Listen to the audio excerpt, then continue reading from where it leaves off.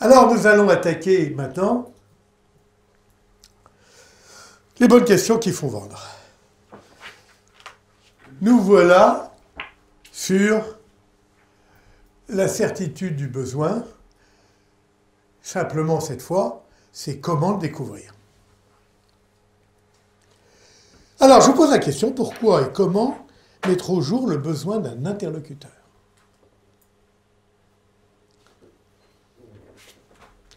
Pourquoi? Alors, déjà, au premier degré, diagnostic. Je veux dire, pour poser un avion, il faut bien savoir où est la piste en service. D'accord? Donc, lui demander quelle est la piste en service, c'est le minimum syndical. On est d'accord. Voilà. Eh bien, j'aimerais que vous alliez plus loin.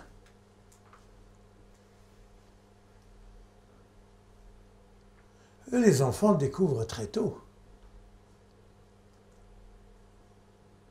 Qu'est-ce que veulent dire les enfants quand ils nous disent « ce qui est dit est dit »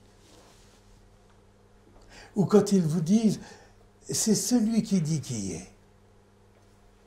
Vous avez déjà entendu ça, je ne suis pas le seul, rassurez-moi. Ce n'est pas les enfants de ma génération, c'est les enfants de toute génération. Toi, Franck, j'ai le nom, hein, j'ai tout. Hein. C'est le début du closing, du coup. C'est après le closing. Non, la question est, qu'est-ce que veulent dire les enfants quand ils vous disent ben, c'est celui qui dit qui est, ou qu'ils vous disent ce qui est dit. En gros, il faut faire formuler le client, en fin de compte. Exactement, bravo à Sébastien. Ce qui n'est pas verbalisé en psychologie n'existe pas. Ça n'existe pas. Vous partez du principe qu'il est là, dans un showroom, en train de tourner autour d'un bassin, mais moi je vous dis, ça vaut 0. Il rentre en agence, il est en train de discuter d'une complémentaire santé ou de la prévoyance, ça vaut 0. Parce qu'il n'a pas verbalisé. La verbalisation en psychologie, c'est la clé, c'est la montée à la conscience. Sinon, ça n'existe pas. C'est un vague ressenti. Quand je vous parle de générosité, je vous dis, faites ce travail. C'est terrible parce qu'on connaît les réponses, qui consistent à faire verbaliser au client son besoin. C'est l'implication, bien sûr, mais au-delà de l'implication, ce qui est dit, c'est aussi la reconnaissance. La verbalisation, c'est implication et reconnaissance. Reconnaissance du besoin. D'accord? Et en plus, j'ajoute qu'à partir du moment où le client se confie à vous et verbalise, c'est vous qui vendez. Hein? Il ne va pas le faire à 12 personnes. Verbaliser la solution, ça, fastoche. Verbaliser le problème, beaucoup plus difficile. Verbaliser les motivations, là, il y a un élu, hein, pas deux. Et c'est là que ça se passe. Ça va? Et comment? Permettez-moi de répondre à la question pour gagner du temps, en posant des questions. D'accord? Eh bien, on va voir. Bien. Alors.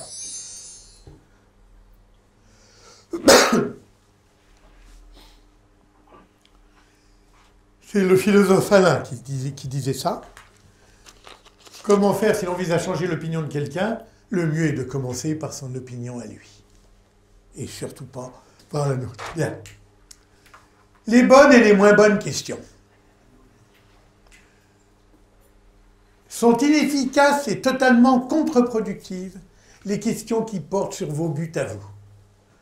Chez Clair Azur, le nombre de places, la couleur, c'est pour quand? 0. 0 pointé. Sont formidablement productives toutes les questions qui portent sur tout ce qui fait adhérer le client sur son projet, ses buts à lui. Son projet, les satisfactions recherchées, ses contraintes, ses difficultés. Qu'est-ce qui va faire qu'il va être satisfait ou pas satisfait? C'est ces questions-là qui le font avancer. En fait, le questionnement, c'est la base de la réussite. Poser les bonnes questions et avoir un plan de questionnement, c'est clé, absolument capital. Si elles ne sont pas prêtes à l'avance, vous êtes cuit. C'est une partie de street poker. Le premier qui est à poil a perdu. Et c'est inouï, mais les commerciaux, au lieu d'être des voyeurs, sont des exhibitionnistes. C'est-à-dire, tout de suite, il faut à poil, d'accord, et l'autre, il est immanquablement déçu. Quoi. Je veux dire, moi, tant que je suis habillé, je peux faire de l'épate. Hein. Voilà. En fait, mais non, il faut être voyeur. Il faut que ce soit votre client qui retire ses fringues. Vous en souviendrez? Je fais de la pédagogie, là. Alors, qu'est-ce qui vous conduit à souhaiter une solution plutôt qu'une autre, une formule de protection plutôt qu'une autre, un spa plutôt qu'un autre? C'est mieux que combien de places? Ça, c'est magique. Il faut jongler avec ça. Si vous jonglez avec ça, vous ferez un carton.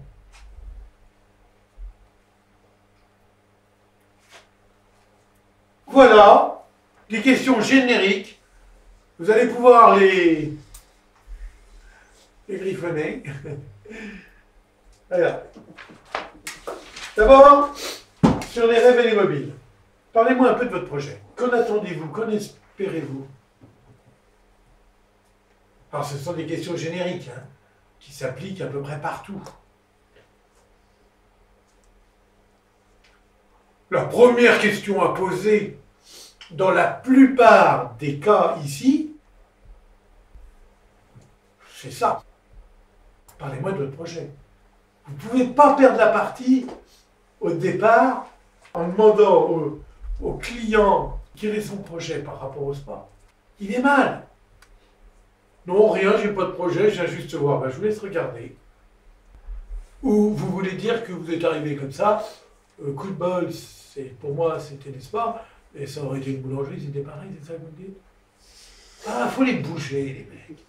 Mais les clients n'arrêtent pas de tricher. Mais bien sûr, l'autre il rentre dans un magasin de spa, non, j'ai pas de projet, voilà, il fait beau, mais bien s'abriter.